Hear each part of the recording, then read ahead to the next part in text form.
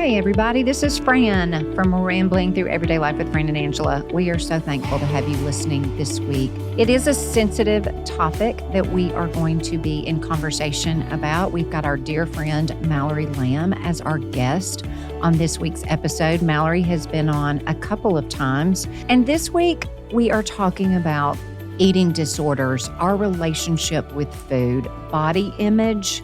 I think this is just definitely a conversation worth having, but it is also extremely sensitive in nature. So if this is an episode that you do not need to listen to, then go ahead and hit stop. We definitely understand. But if this is an episode that you feel like you need to lean in and learn, maybe even pass along to a friend or relative that needs to learn something about this topic, we want you to be able to do that too. So thank you always for listening. We love to serve you in a variety of ways.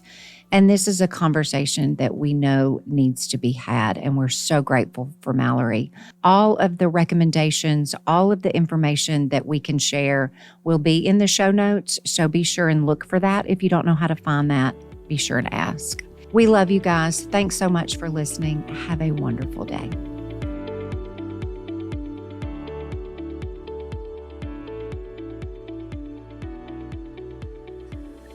Okay. Hey, everybody. This is great. Mallory, you're back. You have been on this show before because we have found out, Mallory Lamm, that people, this topic, what we're going to talk about, what we've talked today, what we've talked about with you in the past, people want to listen to everything that you have to say. So before we dive into this just real important conversation, I just want listeners, if they did not hear previous episodes of yours, I just want to casually introduce you just as I know you, but then I want you to tell the people what you feel like is good to know based on who you are in this conversation that we're going to have today. So, Mallory, I know I probably said this before, but as I knew you as a student at Union University, and then you left here and you went to Samford and got your master's in social work. Did you get your undergrad in social work? Yes. Yes. Okay. You were somebody that I from afar, just even as a student and as a young adult now, I don't know how old you are. It doesn't matter, but I know you're less than 30. You're still a baby to me. But I've always deeply respected you and appreciated just who you are, the confidence that you have about yourself, your desire to learn and to know people and to serve people well, to love people well.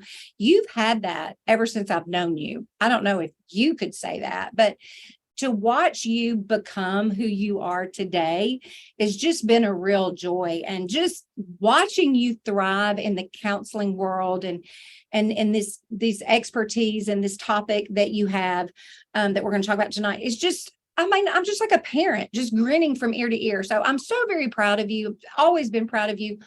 Thank you for joining us again, as always. But tell the listeners what it is that you want us to know about Mallory Lamm. Well, first of all, y'all are so sweet, and thank you for having me back. I always, like, when I describe y'all, I'm always like, these are my spiritual mamas in college. And so just a joy to get to stay in contact with y'all. But so as I said, my name is Mallory Lamm. I graduated from Samford with my master's in social work, and I'm a licensed clinical social worker and supervisor here in Birmingham, Alabama, and have my own private practice.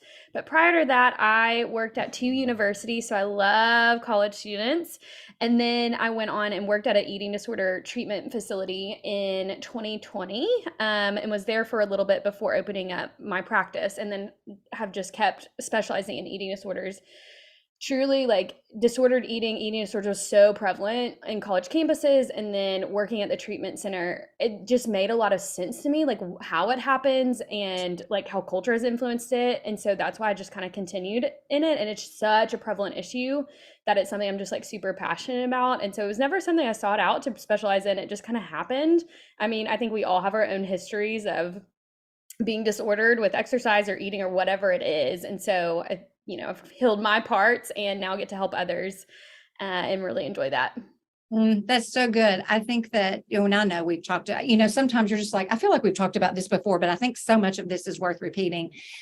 I think just as females, as at some point in our lives, food, we didn't realize it, but food just became this weird thing for us because I don't know. Yes, the culture, yes, maybe our homes, and I don't know, but we just have this notion, this idea of our identity is based on what we look like in our physical bodies. And so that tension of honoring the Lord and the temple that we are and how he's made us and who we are and all of that, but that can swing so far to the wrong, unhealthy side. And it's just, I don't know. I'm almost 53 and I still struggle with food. I love it and I hate it all at the same time. Okay. So everybody of any age is going to relate to everything that we have to say. So thank you for your wisdom that you're going to give us. Okay. So when this episode airs, I don't know. I still think January is that month where we're navigating a new year. We're still kind of sorting through how we feel about these New Year's resolutions or goals or whatever you want to call it. I still think we're kind of living in that world. So Angela and I talk daily, and it's going to always include that horrible thing called exercise because it's kind of like food. And food and exercise, but specifically for today, food, we're thinking about taking care of ourselves and getting in shape. And getting in shape and taking care of yourself means different things specifically to different people. And so if I were to say to you, or how could this be problematic? I'm going to get in shape. Like, what do you do? What are you doing with that? If I'm sitting in your office as a client, I need to get in shape. What do you feel inside? What are you thinking? What are the next questions you're asking? Where are you going to go with this? Because it seems so innocent and casual. Totally, because that is so much of what culture is telling us to do, is to get in shape. That's the New Year's resolutions, and January is so big with that, and so many diets being advertised right now. But the first question I would ask is, like, what does that even mean, like getting in shape? Because we all have different bodies and different body sizes. Like, we were never meant to have the same size body. That is not how we were created. That is just not how scientifically things work. And so I would ask, well, what does it mean? And like, is there a possibility that we could like zoom out and think about, what are you actually saying in this? Are you saying you want to exercise more? Are you saying you want to find a way of moving your body that actually feels really fun and enjoyable to you, where you're not dreading it? Does it mean that you want to eat meals that are balanced and you're not cutting out any sort of food group? Does it mean like I want to be able to take care of like my mental health? Like, can we look at this from a holistic perspective? Or even I think there could be spiritually, like goals that you're setting in that regard. And so I would encourage somebody to zoom out and to look at the whole picture. Because in reality, if we're thinking about this from a spiritual lens, like God created us and called our bodies good from the very beginning. And yet oftentimes we are doing the very thing by saying, I have to get in shape, like my body is bad. And it's coming from the shame perspective, when it's like, no, my body is already good, but how do I live from that place that my body is good and just have healthier habits? Because having healthy habits is not bad. Right. You know what I heard this morning in Genesis 3, where, the Adam and Eve are ashamed for the first time of their bodies. And the Lord says, who told you that? And they had been naked the whole time. But when the devil's voice got in their head, all of a sudden they're ashamed and aware of their bodies. How does that tie into this conversation? Mm-hmm. Yes. So when thinking about shame, like I always say, like, shame does not produce behavior change. And so many times we want to shame ourselves into being like, I got to do better. I need to lose this much weight, or I need to fix my body. I need to be thin. And it's like, God's never said that. Like, that was never in the Bible. Like, God truly is not talking about our bodies in a negative way. It's only ever in a neutral or a positive way. And so, like, why are we talking to ourselves in a way that God isn't talking to us? Like, those things just doesn't match up. And oftentimes when there's so much shame, like that actually drives us to really unhealthy behaviors and drives us crazy. It is just filled with such darkness. And so what would that be like to remove the shame from our food and bodies. Like, I love what Jess Connolly says. She always says like shame off of you. Or like Brene Brown, she says whenever you can identify what that feeling of shame feels like, she just says it over and over, like shame, shame, shame, get off of me. And so it's like, what if we just called that out? Like, what if those were our conversations with our friends instead of like, all right, y'all, what's the new diet we're doing this year? It's so terrifying. And again, it goes back to just that tension of honoring our bodies, but doing it in a healthy way. But somehow we've grabbed a hold of, and everybody's mental Pinterest picture is a little different. But if I were to make a guess, an unprofessional guess, I would say for a female, we want it to look a certain way, which means there's no fat on it.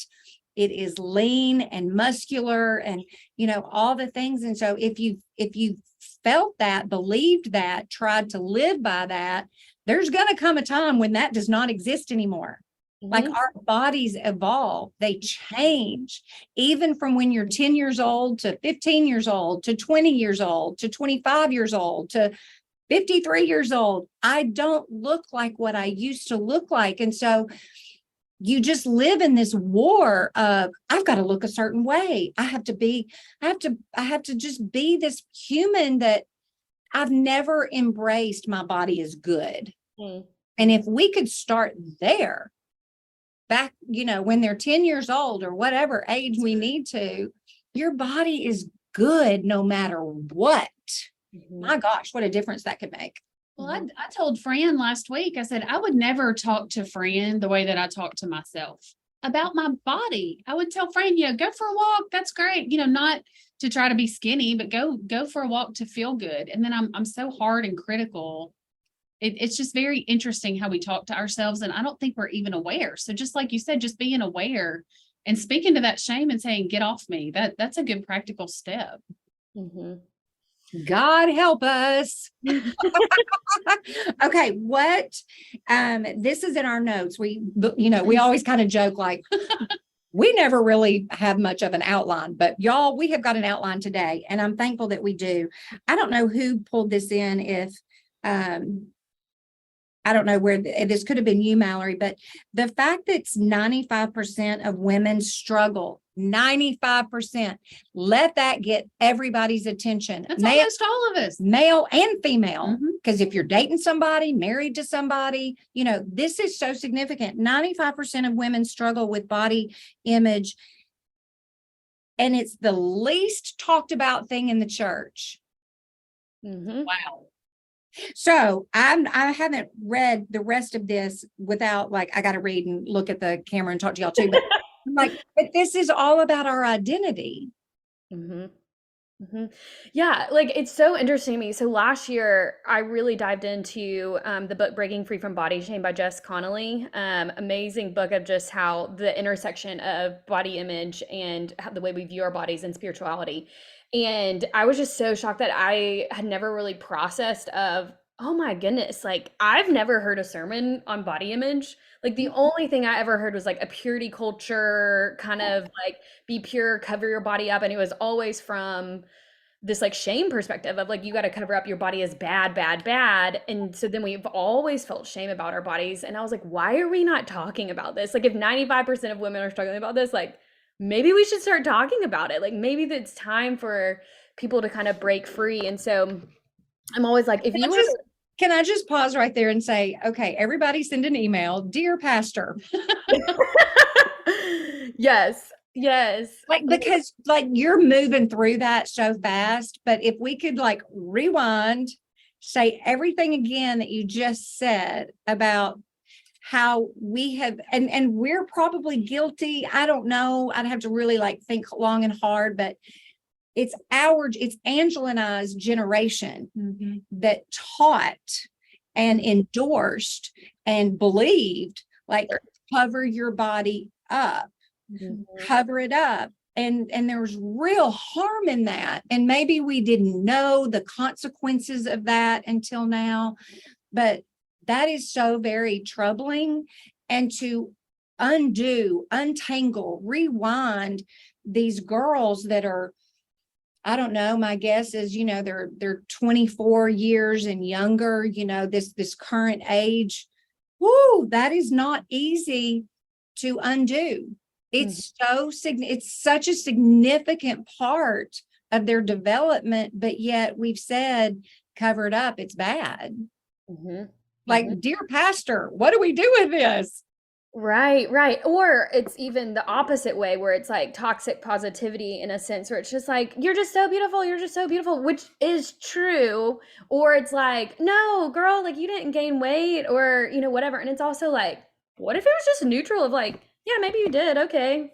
Change the subject, like we're not hyper focusing on our body. Or I even think about like, I know, some churches, they might be like, all right, it's time to fast, or we're gonna do, I don't even remember what it's called, like the Daniel diet or something like that at the beginning of the year. And like pastors, it's in like part of church culture to kind of diet together. And that's not saying that fasting is bad. I think there's definitely a spiritual purpose to it, but for somebody who might struggle with disordered eating, like that can ramp up like super quickly. And so if we're only talking about bodies in this like super negative way or there's super positive way, then it is just creating this shame culture instead of just saying, yeah, my body's a body and that's it. Like it's actually the least interesting thing about you, because God isn't super focused on our body. Listen, that's a profound statement. It's the least interesting thing about you. So if Angela comes to me and she says, hey, Fran, I've gained, do you, does it look like I've gained some weight? I'm going to say, yeah. You have. I'm going to cry. But why is the thing, and that's the compliment we tend to give. If somebody loses 20 pounds, oh, you look amazing. And we just go on and on and on about that person. And it's doing so much to our thinking that we don't even realize. Yes, body comments are so harmful, whether it's from this good intention place. Like culture loves a good before and after picture of somebody's body changing. And sure, like somebody can celebrate that they've had healthier habits and their body has changed. Okay. And also when somebody is saying like, oh my gosh, you're so skinny, or you look slim, or your body's changed. Like you're essentially saying without saying it, I value more in a smaller body. Because like if somebody gains weight, like we're not like, girl, I'm so glad you gained weight, because it's also like maybe somebody needed to. Like our bodies know what it needs at the time. And so it's so often, I hear so often in my office that like body comments of like praising somebody for how small their body is typically a chant for somebody with an eating disorder of being like, keep going, keep going. And that is how it's so hard to break an eating disorder, because it's like, but everybody's telling me how good I look.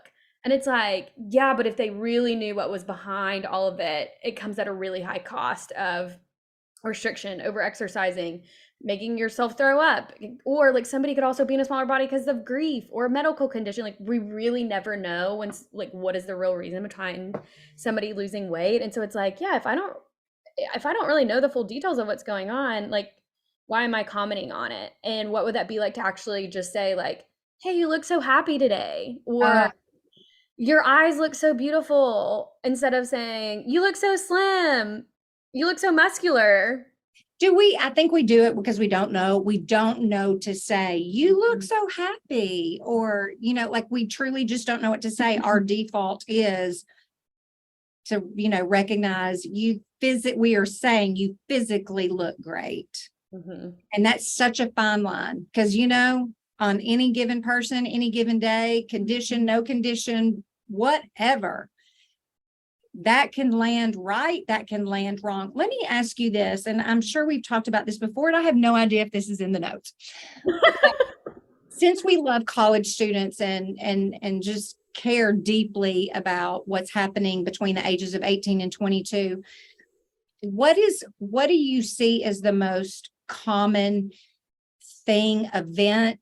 Did it start in college? Where does that eating disorder, what makes a girl all of a sudden wake up one day and say, because I'm telling you, you put this in the notes, and I do this not because I want to be skinny, but I know that for me, I can skip a meal and I can just get coffee across the hall at our coffee shop and I'm full, but I'm not feeding my body nutritionally. But I can see how that can become I'm just not going to eat. I'm going to grab coffee instead. So where does this start for the 18-year-old or whatever age we want to say? What's happening? Mm-hmm. Yeah, so I think two places. One, it often starts in the home. If it's growing up and somebody were to go into college with disordered eating habits, it probably is starting in the home. Like mom is dieting, mom's always focused on the body, making comments about the child's body. So I think that is definitely a huge factor. And then you throw in college, and all of a sudden it's a huge time of transition. Anytime there's a huge time of transition is such a trigger for, because essentially when we are trying to control our bodies and food, it's a way that we're just trying to find a sense of safety. And so when there's a big transition, that makes a lot of sense. So this happens all the time in college when they're trying to figure out who they are, and so they want to make their body be the smallest that it can be. They're trying to date, and so there's this mentality of like, I have to be the smallest version of myself in order to get a boyfriend. Or you're doing little diet challenges with your sorority sisters or your friends as a me. It's because it's so like, diet culture is so bonding that oftentimes it's just like, well, this is just the thing that will bond us all together, like we're going to do this. It's also so easy in college to get away with a whole lot and hide because you don't have to see the same people every day. And nobody's really watching after you besides yourself and maybe your roommates. And so that comes up really often. And then also in college is often when people start drinking, which typically, if somebody's drinking, it's like a caloric amount. And so there's this fear of like, well, I can't drink and eat. So then it's like restriction all throughout the day and then binge drink at night. And that is like caloric intake. And I see that all the time with college students. And so I think oftentimes it starts out really innocent, or like classes are like health classes make you track your calories or track your working out. And oftentimes it just spins out into disordered eating or a full-blown eating disorder sometimes. Wow. This is a lot. And it's good because I've always heard eating disorders and it seemed like something really distant and far and just not anything that I had any, personal experience with. And I don't know that I do personally, but I also, not with a true disorder, but I have no doubt that I have disordered thinking and thought patterns, and I was not aware of that. Mm-hmm. So I'm now that I'm trying to notice it and pay attention and be food neutral, that's difficult. Mm-hmm. Can you talk to us a little bit about what food neutral looks like? How do we keep from food being good and bad and just being neutral or positive or fuel? Like, what are some new ways we need to think about our eating and our food? Mm-hmm. Yeah, I think so many times culture likes to say like, this is good for you, this is bad for you. And anytime there's a good or a bad or a positive or negative, it's essentially creating this sense of morality. And wherever there's a sense of morality, there's shame if you don't do things the right way. And, all of that came about as a way for us to put rules around food to make us feel better about ourselves. There's so much research that, well, this is good and this is bad. And you're going to find whatever you're looking for, you're going to find it. And so it is just so crazy these days of social media. Like one person's going to say this is good, one person's going to say this is bad. So in terms of like creating a neutral relationship with food, I think the best exercise is to figure out what your food rules are. And so what I mean by that is, like, an example is kitchen is closed after 6 p.m. Like I can't eat after 6, or I can't eat until 12, or only 6 grams of carbs a day, or no sugar, or no coffee creamer, whatever it is. Like those are all rules that we create to make us feel better about ourselves. And we could camp out on that for a very long time. Yes. Carbs are bad in this culture of keto. Sugar's terrible. Get rid of it. The coffee creamer, like it's so overwhelming. Like I'm like, I can't have anything. Sure. And I mean, I always tell this story with my clients. I mean, it was probably a year ago that I was at the grocery store and I realized a food rule that I've had for so long, but it never came up. Like I would always avoid buying Sprite, or the winter cranberry Sprite is my favorite.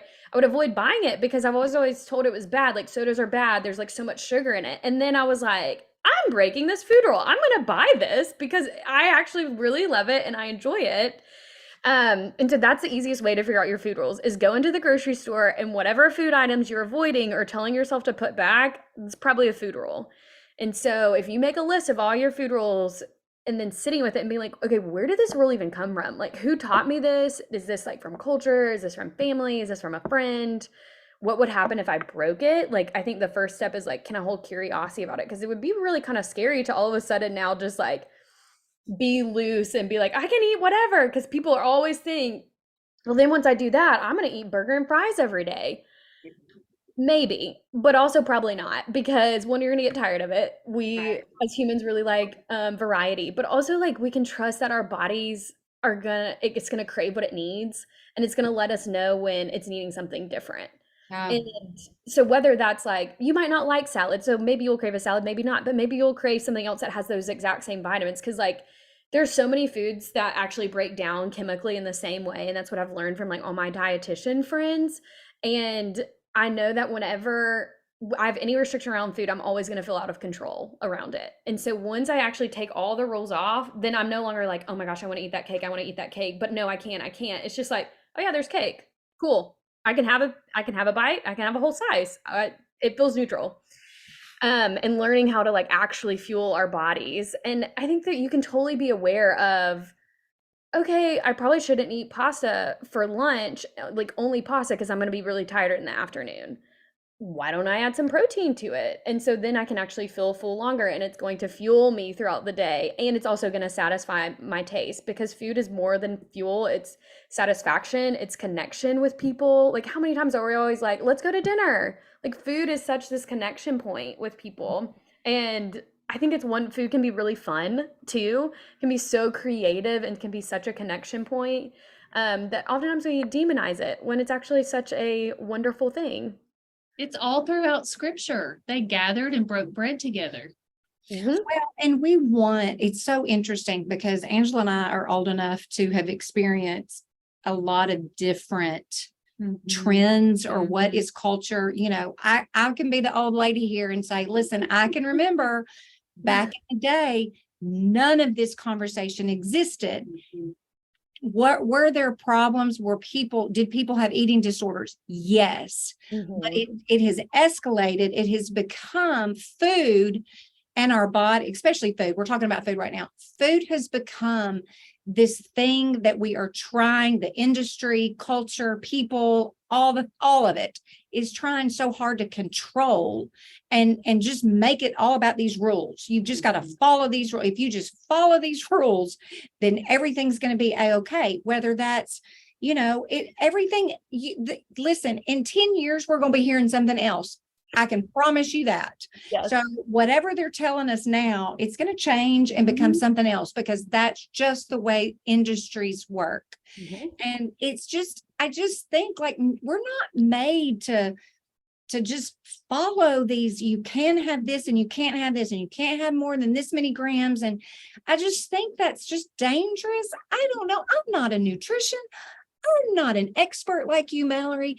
I just think it's just feels so like smothering and restricting. And like you said, like trust your body. Trust it. And it's so salesy. Remember Snackwell's cookies and those wow chips? And you're like, yes, it's low fat, but all I'm eating is processed chemical junk in the name of being low fat, reduced fat, fat free, disgusting. And then it, you know, no carbs, no fat, no, it always swings. And if we would just say, like you're saying, there's so much freedom in saying, I can have anything. What does my body need to feel good? Well, because you know what? We all know. I can promise you, if you do, like you said, if you decide to live off the burgers, the fries, the milkshake, the cakes, the cookies, all that stuff, you're going to feel bad. You're going to crave carrot. And you know what? You've got the sense to know, you know what? The food is doing this to me. I've got to make some adjustments here, but those adjustments are going to become, I've got to get some professional help. I've got to get to the root. We can't put everything in a box. We cannot put our whole lives in these little boxes that you've got to somehow navigate and live in. You're just going to be miserable. You're going to be miserable. Okay. Oh, go ahead. Nope. You got it. Okay. Eating disorders, you have taught us this past week, is the number 2 deadliest mental illness. Never, not heard that. Never knew that. Never ever knew that. And I'm sure during COVID, the numbers went up. I mean, we're just seeing all these studies coming out of this. I want you to talk to us because we are so knee deep in college world and we are hearing about it, seeing it, experiencing it. I've got friends my age who are suffering from eating disorders. We've got college friends who are, it seems very prevalent across the board. For people listening who just need a just overview of what eating disorders are, how they're showing up, what we need to know, just hit the high points with us on that, if you will. Yeah, little eating disorder 101. Yes, we need it. We need to learn about this. Yes, absolutely, because I think it can definitely save a life because it is the number 2 deadliest mental illness. It actually used to be number 1, and I think it was in 2021 maybe that substance use and like heroin use won out over that, but it's still and I think oftentimes we're like, oh, that doesn't feel real because you might feel really distant from eating disorders. And it so frequently, if we are messing with food and restricting it or binging or purging it, like it is messes with somebody medically so quickly. And that's what I see now still in my private practice, but especially in treatment, like medically, like our bodies literally will start shutting down and go into survival mode when it's not fueled properly.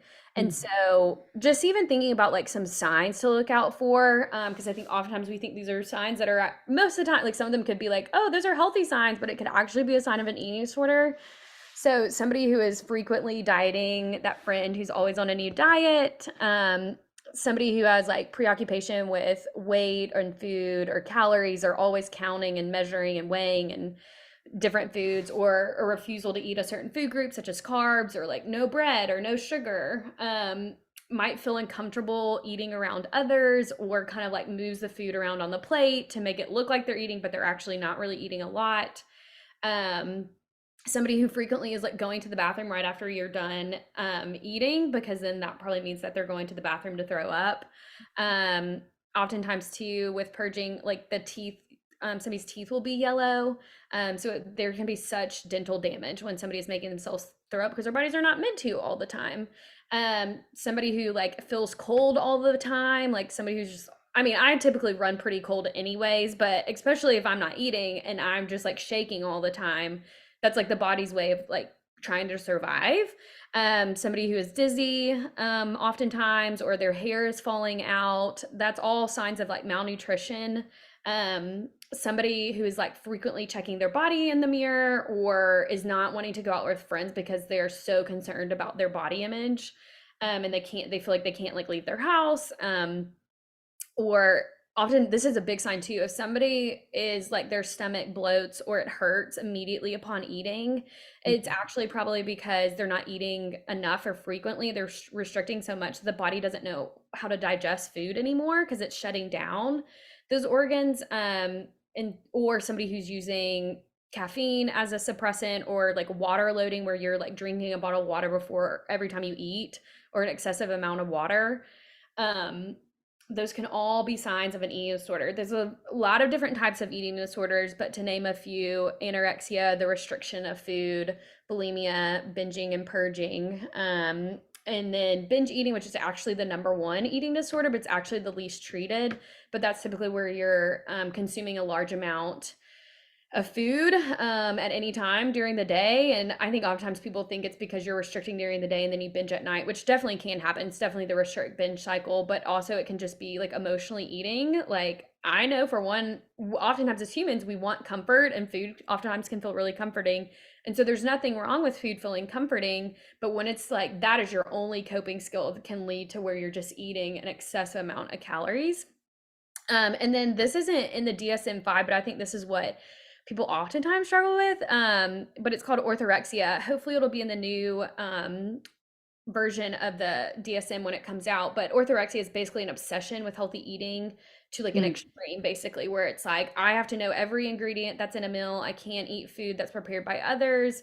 I can only, eat things that have 5 or less ingredients on the bottle or something like that. I can only eat food that is fresh, just like an extreme obsession with healthy eating. And so that will never be me. Yeah, well, that's oftentimes like praise because it's like, oh, that's healthy and that's good, and it's actually so disordered. And I see that one actually probably a lot with college students too. I was going to say, I don't know. I'm walking a very fine line. And again, I don't know what I'm talking about. I'm not the professional, but it's that is a real thing. I see that a lot. And we put it under the umbrella of healthy. Mm-hmm.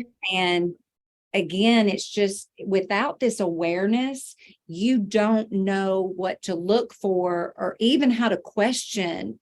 Like, okay, let's say that I'm making this up, y'all. I'm not basing this off anything real, but let's say that Angela and I have two separate people that we see them moving towards that direction.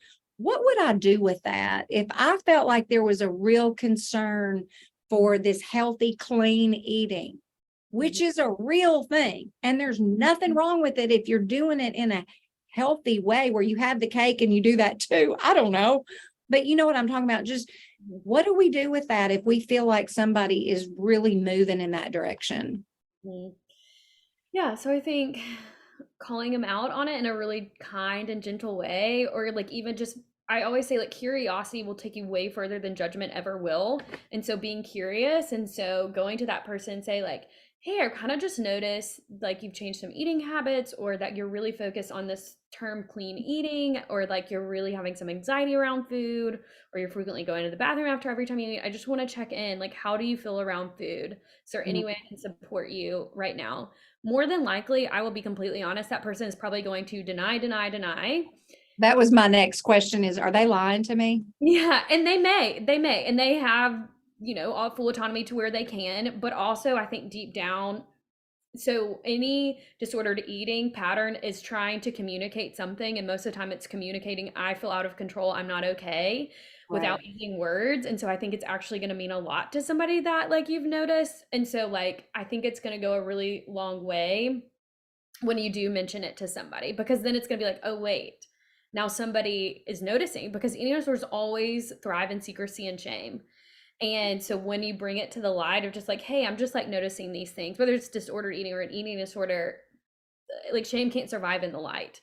Yeah. Right. Or so I think just like being curious about it, or just being like, yeah, have you ever thought about like seeing like a dietitian or maybe a therapist about it? Like, I don't know, like that might could be helpful, maybe not, but just being curious is the best way. Okay. So if a girl, if it's whatever age, any age has listened to this, and there's a lot here, Mallory. I mean, this is your world. You live in it. Rest of us don't. And so this is like a conversation I'd have to go back and listen to a couple of times because there's just so much meat in here. But if you're the person listening to this and they are struggling and they're not going to tell a single person and nobody's asking them, so how do they find, wherever it is they're living, how do they find a Mallory Lamm? How do they find a dietitian? What are they going to do? Because listen, if I were that person, I'm gonna search that website. I'm gonna go send a chat. I'm gonna do whatever. I'm not gonna tell anybody, but I want to reach out. Where are they going to go to find help? So when searching for a dietitian, I always encourage a non-diet dietitian. So that means that they don't believe in like diet culture, and they probably practice like intuitive eating is a big word too. And so it's actually going to be a really therapeutic relationship of figuring out how to meet your nutritional needs and teaching you like how to portion and how to build meals with like all like the proteins and the carbs and the vegetables, like all the things that your body needs. And so if you Google like non-diet intuitive eating dietitian in Memphis, Tennessee, like they will come up. I think if you kind of hit a dead road, you can always like call like an eating disorder treatment center and ask for their recommendations. They're gonna have a full list, or hopefully like a university should have a list. If you really can't find anybody, email me and I have connections and could let you know of some people.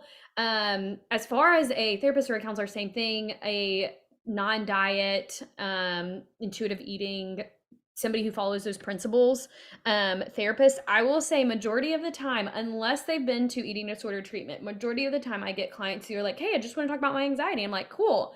And then we get in there and it's actually there's a lot of disordered things going on with food and body. And so just know that if that's you, and like, you can totally just say it's just anxiety when going to a counselor.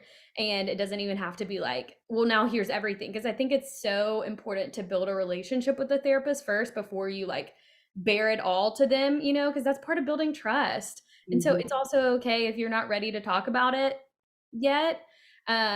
But hopefully like the counselor will be asking questions, even if you don't even say you have disordered eating, but of asking like, hey, how many meals are you eating a day? Like, how do you feel about food?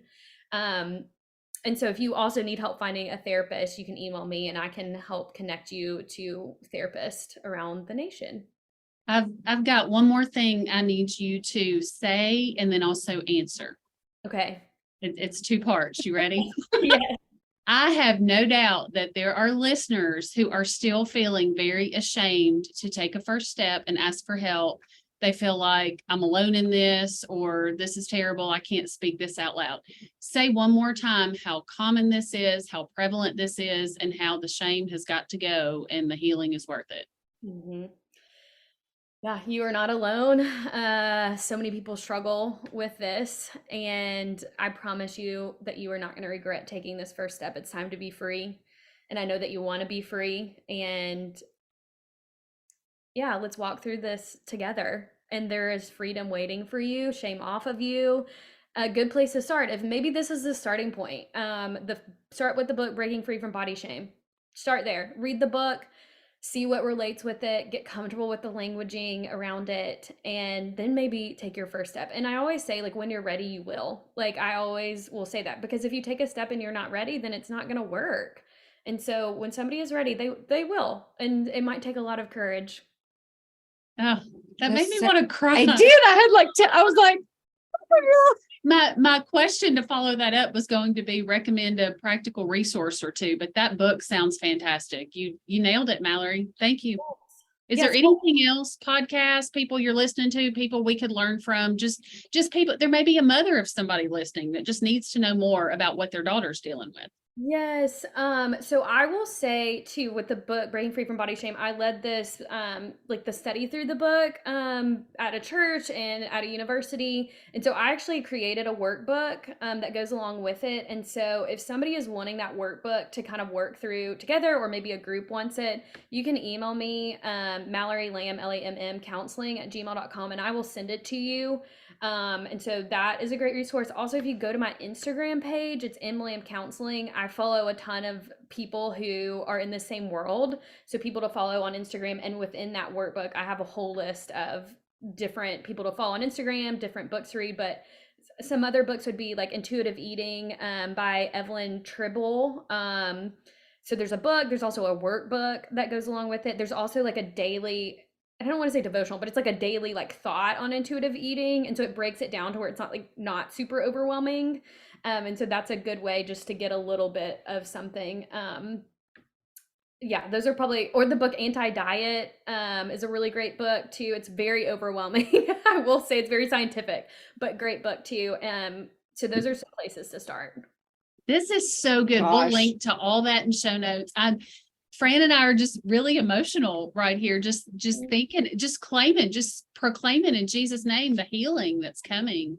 well, for and we people know, listening. as, older adults, that it's a real problem, It is. and it's always been a problem. And I think that I'm thankful for you, Mallory, in that your generation, your leadership, your knowledge, your expertise, y'all are going to change things. You're going to begin, you are turning things around, and it's going to take a long time, because this negative, unhealthy world, this culture, these industries that we're living in, it can feel probably to you very overwhelming, like this is impossible. It's so difficult, but this is the first time in my 53 years where I have felt like there's hope. There's hope for these girls. We are talking about this out loud and empowering women to untangle daily, years, but just daily what's unhealthy and harmful in our lives when it comes to food and body image. And so bravo to you. Thank you, thank you, thank you, thank you. Mhm. Yeah, thanks for having me. Always enjoy talking about this stuff, and it can feel daunting. Yeah. And yeah, it's so true. Like this is the world that I live in, so it's like, yeah, I talk about these things every day, but to other people it's like this is actually such a shame-filled topic. And so if this is the first time you're kind of hearing these things, it's okay if it feels overwhelming. Take it one step at a time.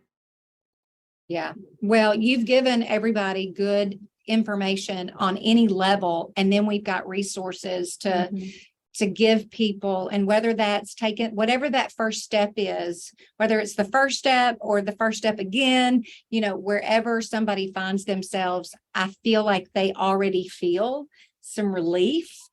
And I feel that.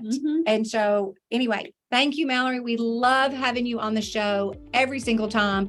I pray God's abundance, blessings, and favor over you and the work that you're doing. I have no doubt you are loving your clients so very well. So keep pressing on, sister. Keep pressing on. Thank you. All right, everybody. Thanks always for listening to another episode of Rambling Through Everyday Life with Fran and Angela. We will see you next time.